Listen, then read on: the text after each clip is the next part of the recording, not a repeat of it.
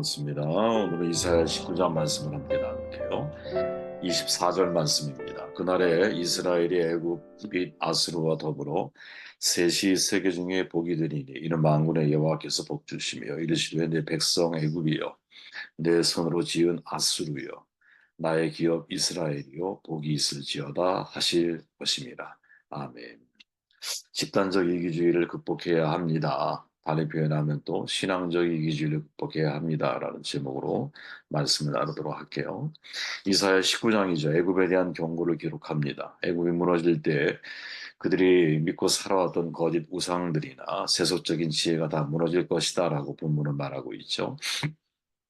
내란으로 애굽인들의 형제가 형제를 치고 이웃을 칠 것입니다. 약하던 애굽은 잔인한 군주 안에서 억압을 당할 텐데 이 군주는 아마 역사적으로 돌아보면 구스의 티르하카나 애굽을 정복한 아수르 왕 에살 핫돈을 가리키는 것 같아요. 억압에 이어서 빈곤이 찾아오고 나일강이 마르고 애국 경제가 침체될 것이다라고 5절 이하 10절까지 말씀을 전하고 있습니다. 또한 사회의 근간인 가치 체제가 흔들려서 지혜로운 자가 어리석은 자를 간주되고 사람들은 혼란스러운 상태가 될 거다라고 14절에 정돈해서 이야기해 주고 있죠. 과연 오늘의 이 말씀 속에서 우리가 얻을 수 있는 중요한 교훈이 뭘까? 저는 24절, 25절에서 중요한 힌트를 얻게 되는데 다시 한번 읽어보면 그날에 이스라엘이 애굽 및 아수르와 더불어 셋이 세계 중에 복이 되리니 이는 만군의 여호와께서 복 주시며 이르시되 내 백성 애굽이여 내 손으로 지은 아수르여 나의 겹 이스라엘이여 복이 있을지어다 하실 것입니다. 열방 구원의 그날이 온다라는 거죠, 여러분. 이것은 되게 중요한 사실인 표현입니다. 16절부터 장면이 전환되고 있는데 16절에서 25절 사이에 보면 그날이 오면이라고 하는 단어가 6번이 반복이 돼요. 시문 선생님의 그날이 오면이라고 하는 저항시가 있잖아요. 저 3.1운동이 아니라 그 뭐죠? 한번 찾아보시길 바래요. 시문 선생님의 저항시 가운데 그날이 오면 우리 옛날에 국어 시간에 배웠던 것 같아요. 그죠? 먼 미래 사건들을 가리키고 있죠. 아수르와 바벨론의 공격으로 두려워하는 것이 아니라 유다의 배후에 계신 하나님 때문에 이 애굽 이 사람들은 두려워하게 될 것이다라고 정돈을 해주면서 이제 가장 강조하는 내용 중에 하나가 뭐냐? 그날이 오면 이렇게 말하고 있다는 거예요. 그리고 그날이 오면이라고 하는 말 속에 포함된 내용이 24, 25절인 거죠. 근데 되게 재밌는 건 뭐냐면 이 이사야가 애굽을 가리켜 내 백성, 이 하나님의 마음을 지금 표현하고 있는 거예요. 아수르를 가리켜 내 손으로 지은 아수르. 그리고 나서 심지어 뭐라고 말하느냐? 복이 있을지어다. 이렇게 말하고 있다라는 거죠. 그래서 여러분 이스라엘 지금도 그렇지만 유대인들이 가장 곤혹스러워하는 구절이 있다면 바로 이 구절이라 그래요. 과연 이 구절을 우리가 어떻게 이해해야 할까? 이사야 19장에서 이사야의 비전이 나오죠. 이게 이제 이사야의 비전인데 하나님의 마음으로 비전을 보는 거죠. 23절에 보니까 그날이 오면 이집트에서 아시리아 통하는 큰 길이 생겨 아시리아 사람은 이집트로 가고 이집트 사람은 아시리아로 갈 것이며 이집트 사람이 아시리아 사람과 함께 주님을 경배할 것이다. 이게 있을 수나 있는 일일까요? 그죠? 이제 이집트 애굽은 예전에 이스라엘 민족을 아주 곤혹스럽게 만들었던 사람들이었잖아요. 역사적인 감정이 있는 사람들이거든요. 그리고 항상 그 애굽을 거쳐서 수많은 나라들이 이스라엘을 침공을 해왔었잖아요. 그런데 이사야가 뭐라고 말하느냐? 카이로와 예를 들어 텔아비브가 왕래가 자유롭게 될 거야. 이집트에서 아시리아까지 이르는 자유 통행료가 닦아질 거야. 텔아비브, 이 이스라엘 수도 아닙니까? 이스라엘 그 옆에 있는 저기 아닙니까? 다마스쿠스. 그리고 바그다드까지 길이 열리고 사람들이 서로 왕래하고 한 하나님을 섬기게 된다라고 이야기하고 있는 거죠. 서로 철천지 원수지간인 사람들이거든요. 이집트, 이스라엘, 아시리아. 여러분 이게 과연 화해하고 자유로워 편안한 국가가 될 수 있을까요? 이스라엘, 시리아, 이라크가 함께 뭉칠 수 있을까요? 지금 여러분 이집트에서 이스라엘 들어가는 그 국경 사이에 보면 천국과 지옥을 상징해 놨잖아요. 이집트는 완전히 그냥 후진되고 완전히 빈민 같은 그런 아무것도 없는. 근데 국경만 넘으면 아주 초원이 펼쳐지고 그죠? 오아시스 같은 세상이 펼쳐지잖아요. 일부러 그렇게 만들어 놨다 그러죠. 근데 그 두 나라가 화해할 수 있을까요? 근데 이사야는 그거를 지금 내다보고 있는.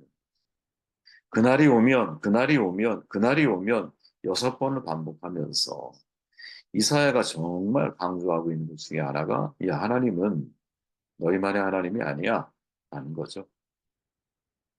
내 손으로 지은 아시리아인 거예요. 그죠? 애굽은 내 백성인 거예요. 이렇게 표현을 하고 계신다라는 열방의 비전을 품고 있다라는 거죠. 누가?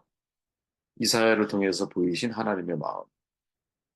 근데 우리는 여러분 세속을 구분하기를 원하고 세상을 바라볼 때 내가 세상을 위해 보냄받은 하나님의 교회라는 사실을 자꾸 망각하면서 유대인들처럼 선민의식에 내가 사로잡혀서 오히려 거룩하게 구별된 것 속에서만 갇혀서 내가 안주하고 살아가려고 하는 삶의 태도가 내 안에 있지는 않은가.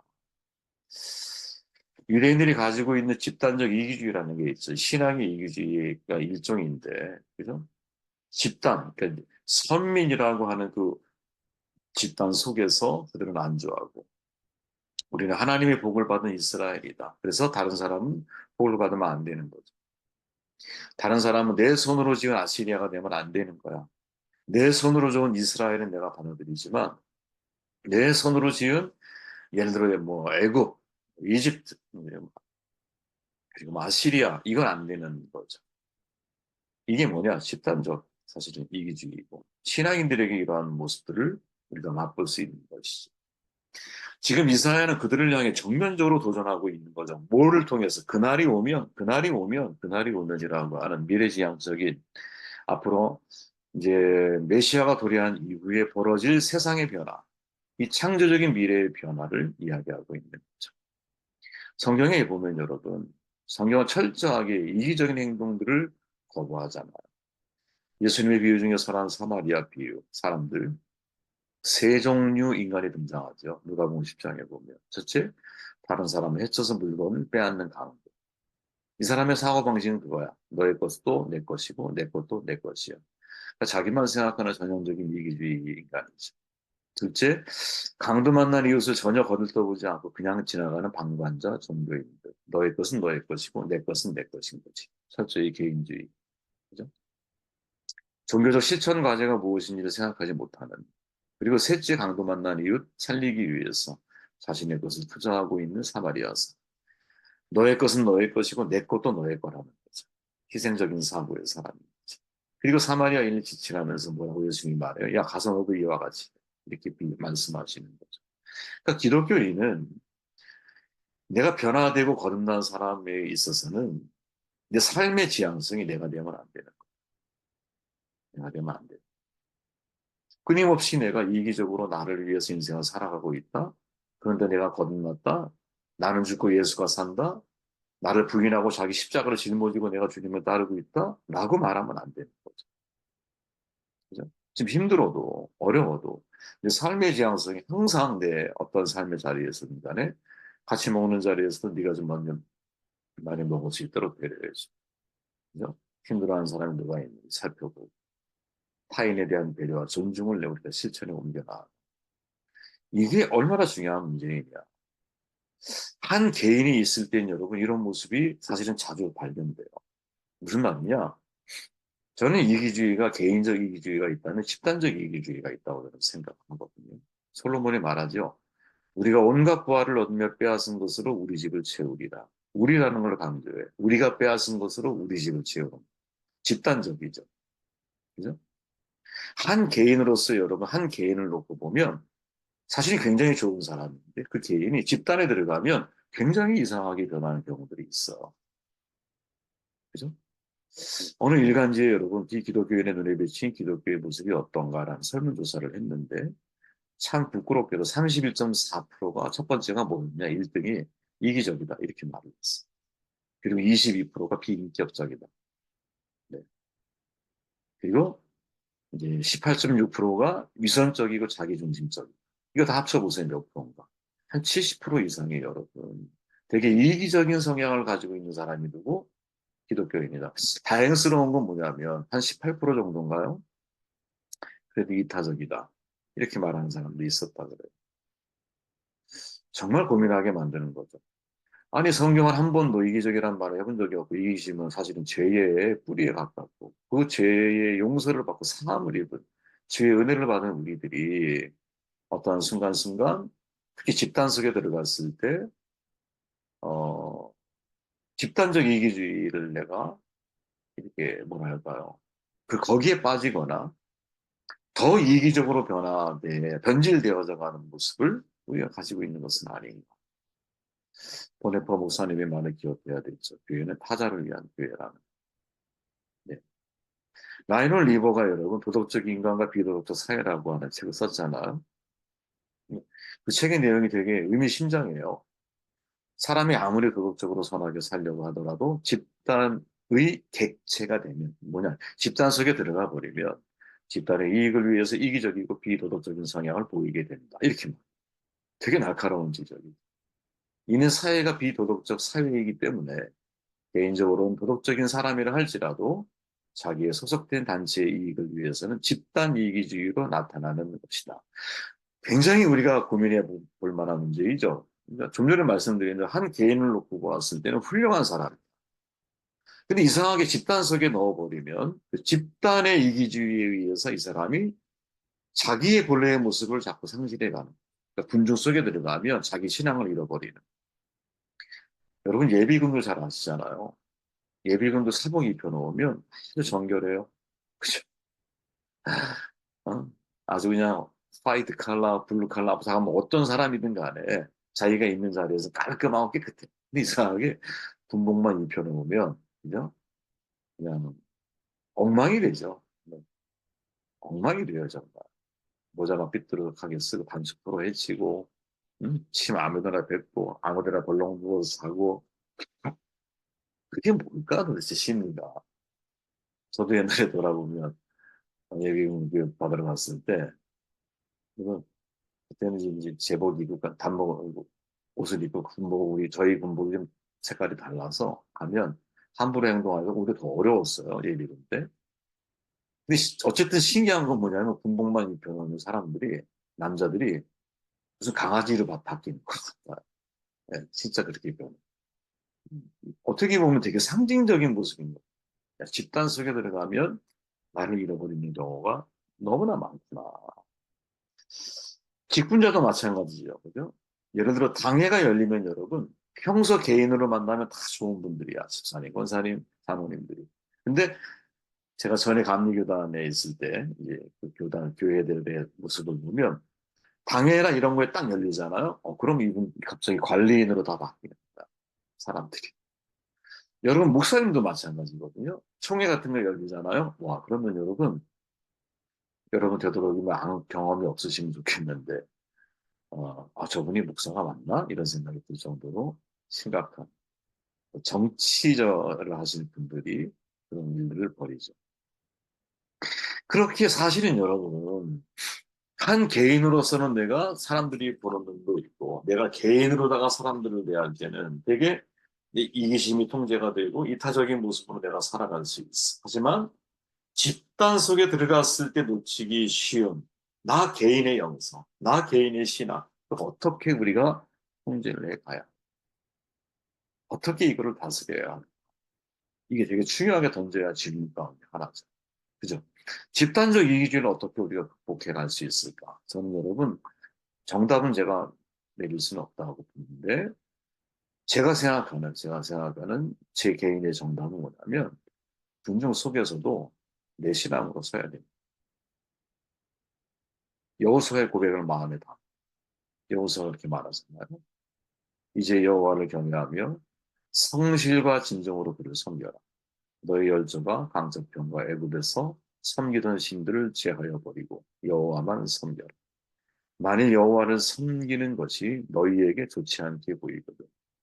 너희 열조가 강 저편에서 섬기던 신이든지 혹 너희에 거하는 땅 아무리 사람의 신이든지 너희 섬길 자를 오늘날 택하라. 오직 나와 내 집은 여호와를 섬기겠노라. 여러분 이 신앙 고백이 우리 가운데 있어야 한다고 보고 내가 아무리 어떤 거대한 집단 속에 들어간다 할지라도 그 집단이 잘못된 길을 추구해 나아간다고 하면 과감하게 나올 수 있는 용기가 있어야 되죠. 이 세상에 연어가 존재하잖아. 연어가. 강을 거슬러 올라가는. 그 엄청난 폭포를 거슬러 올라가는 연어가 존재하죠. 자기의 고향으로 돌아가기 위해서 그 연어가 쏟아내는 에너지는 여러분 고향에 도착했을 때는 온몸이 시뻘겋게 변해서 알을 낳고 죽어버리죠. 우리의 이 세상에서의 삶이 이래야 되는 것이 아닐까? 녹슬어 살아가지면 안 되는 거죠. 닳아서 없어져야 되죠. 연어처럼 정말 그 폭포수를 거슬러 올라가려고 하는 노력, 세상을 역행하려고 하는 노력이 우리 가운데 있어야 되는 거죠. 그 노력 가운데 중요한 노력 가운데 하나가 뭐냐? 내가 군중 속에서도 나의 정체성을 잃어버리지 마. 19번째 책이 여러분 시편이죠, 시편. 시편의 내용을 다 섭취해 두고 나도 우리가 주목해야 할 게 뭐가 있을까요? 시편에서. 시편은 저자가 다양한 상황 속에서 다양한 문제들 앞에 다양한 자기의 신앙 고백을 하고 있거든요. 이 자체가 우리에게 주는 교훈이 있다고 저는 보는 거예요. 야, 군중 속에서도 내 신앙 고백이 있어야 되는 거죠. 도리어 내 신앙으로 군중들을 올바른 신앙의 길로 이끌어가야 되는 거예요. 그게 다윗이고 그게 모세 아닙니까? 그게 솔로몬 아닙니까? 내 신앙으로 군중을 하나님을 향하도록 만들어가는 거죠. 시편 내용 속에 그죠? 그 이게 어, 이제 생각하기에 따라 그럴 수 있다는 거예요, 여러분. 예, 해석은 정말 우리가 성경 안에서 말씀이 큰 원리를 벗어나지 않는다면 저는 다양한 적용이 정말 가능하다고 생각을 하고 있는데 지금 시편에서의 이 저자의 문제, 그죠? 저자의 문제는 우리에게 마치 수많은 상황과 군중 속에서도 자기의 신앙의 정절을 지키려고 하는 아름다운 모습을 우리는 경험하고 느낄 수 있다는 오늘의 메시지의 핵심은 그겁니다. 어,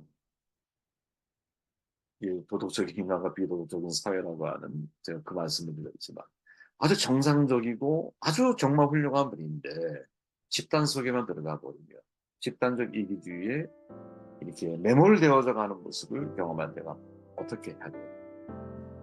그 속에서도 자기 신앙으로 여러분 자신을 갖고 나가는 것처럼 그런 종들이 좀 바쁘시기를 주의로